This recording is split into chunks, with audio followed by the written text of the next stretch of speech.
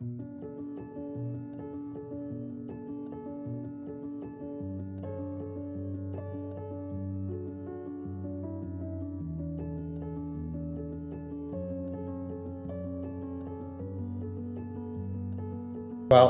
I'll start.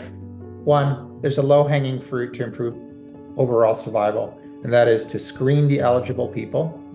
And there needs to be much more research in terms of early detection in people who currently don't meet the current guidelines. Someone like me and all the other thousands and millions of people with the same kind of history should be able to get a low-dose CT.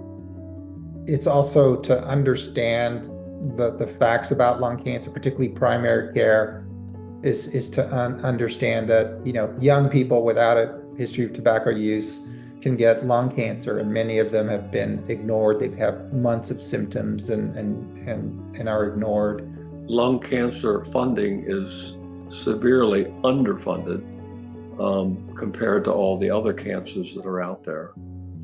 From my standpoint, it seems like I forget how many conferences we have gone to, and we've gone to speak to our representatives, but I don't know whether it's because there's so much else going on. It's like it falls on a deaf ear because we go back every year with the same thing, to the point where I think they need to protest in the halls of the Congress to make people more aware of lung cancer.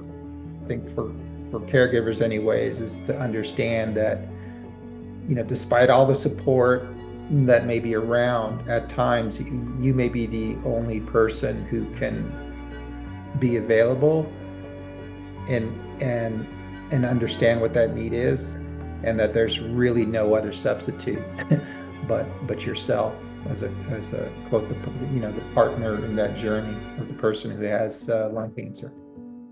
She's my partner, my spouse. So I don't need to be a caregiver.